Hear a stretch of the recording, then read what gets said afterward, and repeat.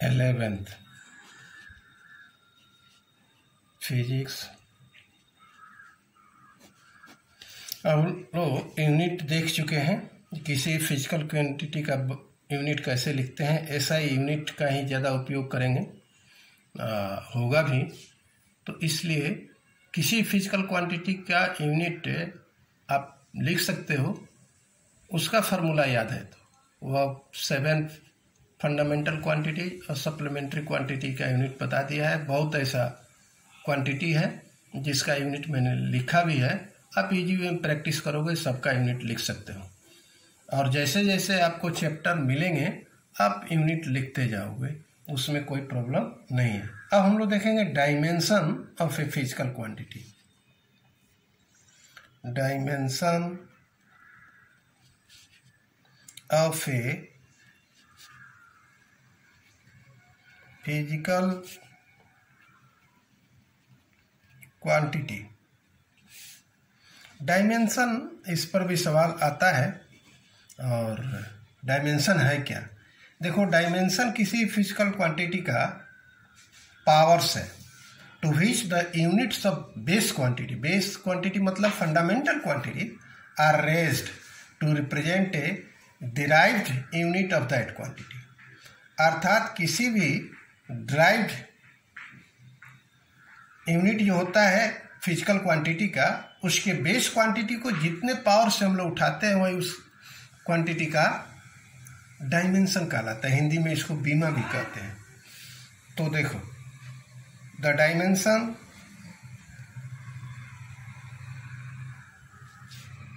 Dimensions of a physical quantity are the powers to which the units of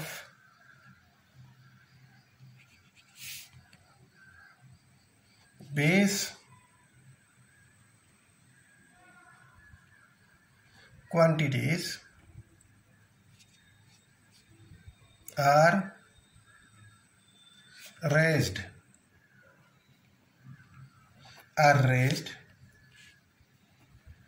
to represent a derived unit of that quantity.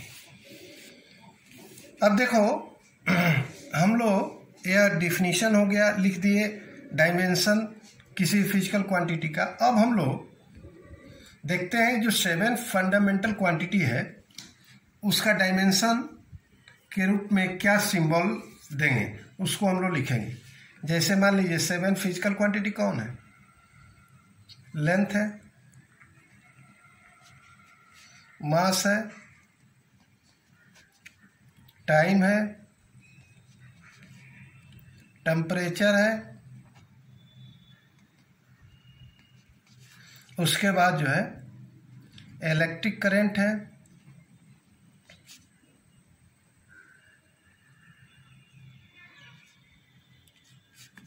ठीक है। उसके बाद 2 2 4 1 5। अब है temperature हो गया, ल्यूमिनस इंटेंसिटी है,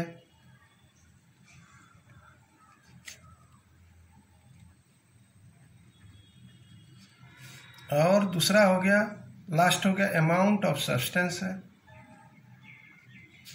अमाउंट ऑफ सब्सटेंस। देखो, लेंथ जहाँ होगा, डिस्टेंस हो, डिस्प्लेसमेंट हो, लेंथ का जहाँ सेंस होगा वहाँ डायमेंशन लिखते समय कैपिटल एल लिखेंगे। क्या लिखेंगे? ऐसे बड़े कोष्ठ से घेर देंगे।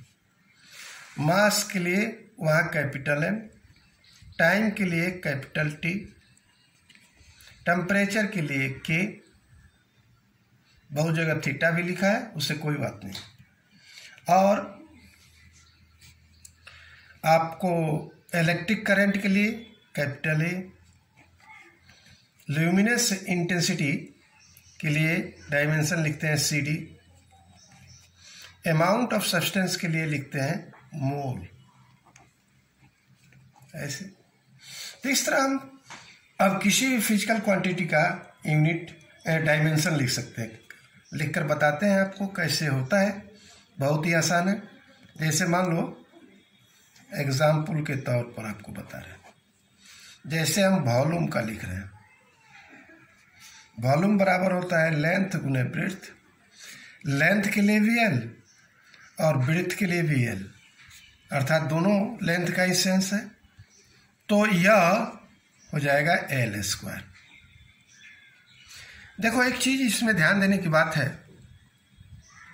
कि लेंथ के डायमेंशन में केवल एल है और उसका पावर जो 2 हुआ वह रिप्रेजेंट करता है कि लेंथ अर्थात एल 2 बार है, and that powers is the dimension of that quantity, volume area, volume का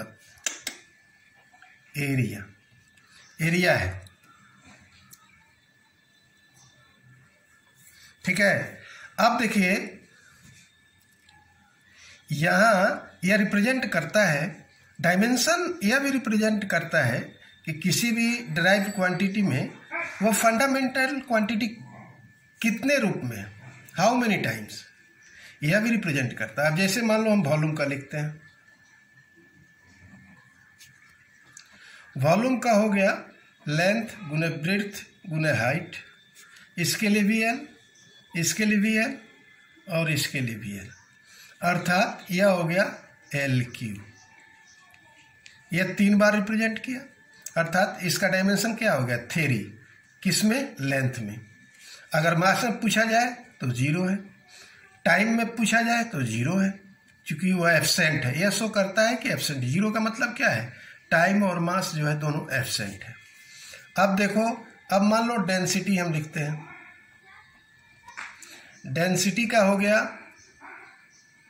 मास पर यूनिट वॉल्यूम, मास के लिए कैपिटल एम, वॉल्यूम के लिए एल क्यू। अब इसको ऊपर ले जाते हैं, इक्वेशन के रूप में लिखते हैं, तो इसको लिखेंगे एम, एल के पावर क्या होगा -3। अब देखिए इसमें क्या डायमेंशन, यहाँ डेंसिटी का मास के रूप में 1 है, क्योंकि पावर इसका 1 है, शो नहीं किया गया, और लेंथ के रूप में -3 है, अर्थात लेंथ 3 टाइम्स है लेकिन उसके रेसिप्रोकल में है। उसी प्रकार हम लिखते हैं वेलोसिटी, वेलोसिटी आप लिखते हो formula displacement over time. Displacement के लिए क्या लिखेंगे एल, और टाइम के लिए क्या लिखेंगे टी। या टी ऊपर चला गया, t टू द पावर -1 हो गया, ठीक है। अर्थात पावर देखो यहाँ इसका पावर +1 है, ऊपर जाएगा तो वह पावर -1 हो जाएगा।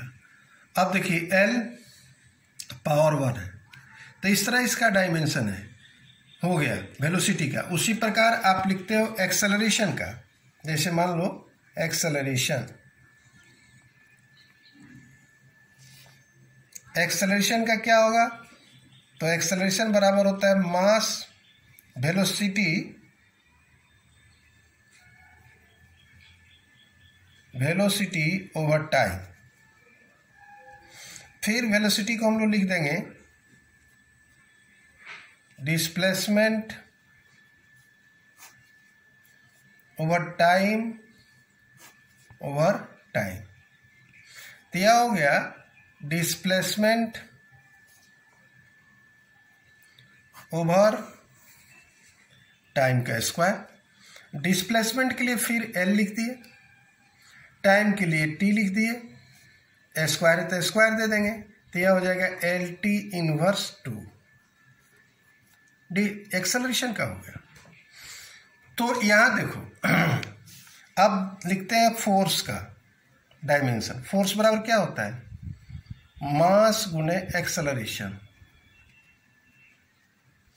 मास के लिए क्या लिखेंगे? Capital M. एक्सेलरेशन के लिए अगर याद है तो डायरेक्ट लिख सकते हो LT/2।